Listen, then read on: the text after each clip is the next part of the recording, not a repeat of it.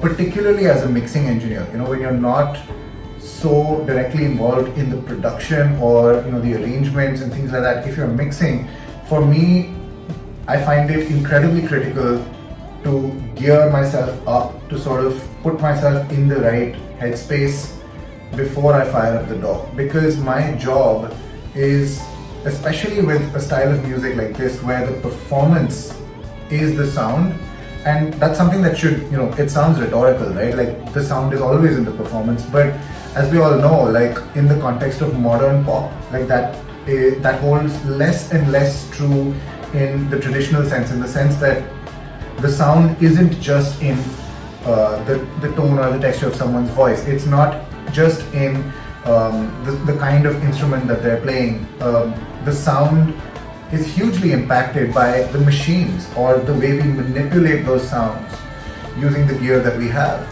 But with a style of music like this, where you have to be incredibly respectful of the performance to make sure that any move that you make, any EQ or processor that you insert on any of these channels, it should never take over the sound. It should never color the sound in a way that renders that performance or that capture disingenuous.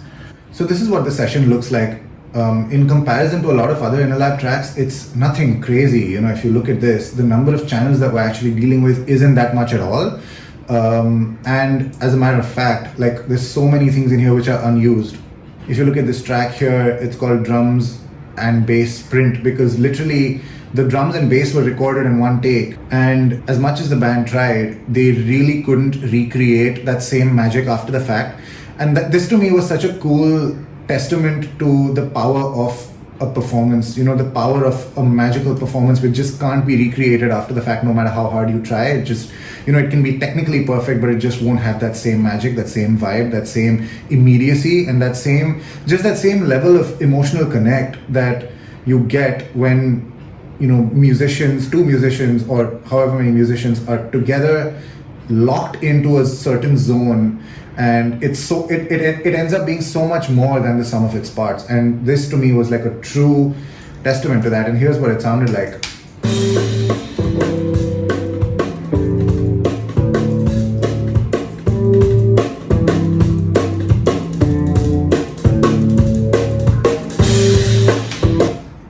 Now this is actually one track where I did have to insert a fair few plugins, and the only reason for that is because it's like two instruments, like the drums and the bass, like the entire drum set and the bass were recorded as one. And for whatever reason, there was just no way to separate the two out. So what I ended up doing was having to treat the two together to get the best out of both the drums as well as the bass, without really compromising either. And now that's a huge challenge. So for me, it was like very critical to find out like what is it that this really needs, because it's not like I can do a move that would just work for the drums but be detrimental to the bass. So what I ended up doing was, there's a hint of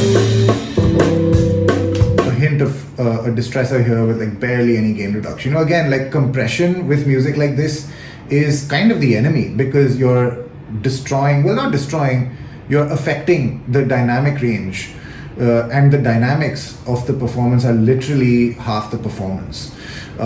So this is one of my favorite plugins, the Kush Clariphonic, which again, just a hint of, these two knobs, focus and clarity, just a little bit of, it just sweetens it up. Soothe is a fantastic resonance suppressor. It just identifies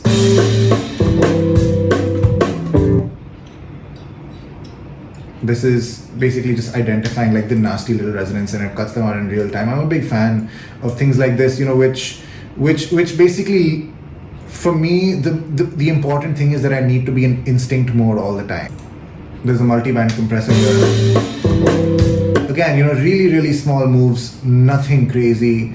And especially for, instruments like the sarangi, for example, there's really nothing, like a hint of saturation, there's a reverb, there's another reverb, and there's a delay. So and if you look at the EQ, like all I've really done is cut out like the low end.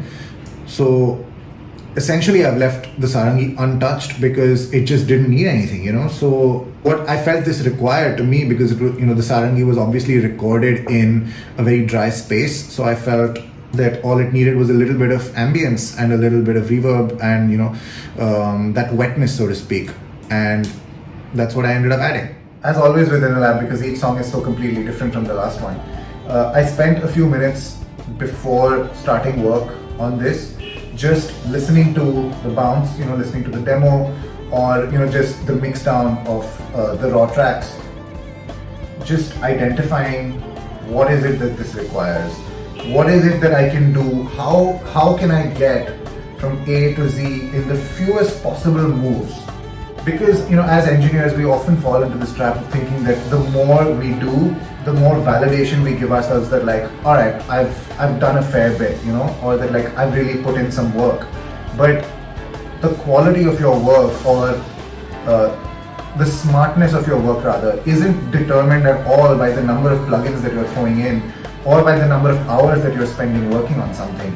It's literally how well you understand what it is that the project requires and how smartly you make those moves, the fewest possible moves to get to your end goal as possible.